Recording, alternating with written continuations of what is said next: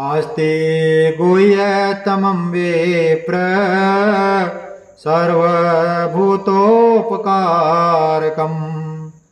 दिव्यास्तु कवचं पुण्यं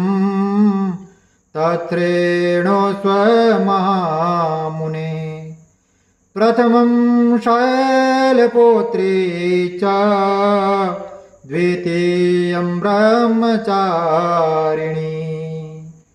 तृतीयं चन्द्रघण्टेति कुष्माण्डेति चतुर्थकम् पञ्चमं स्कन्दमातेति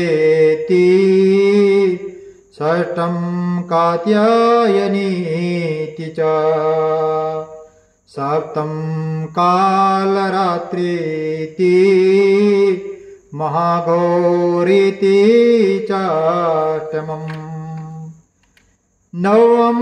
सेदिदात्री च नवदुर्गा प्रकीर्तिता नवम सेदिदात्री च नवदुर्गा प्रकीर्तिता।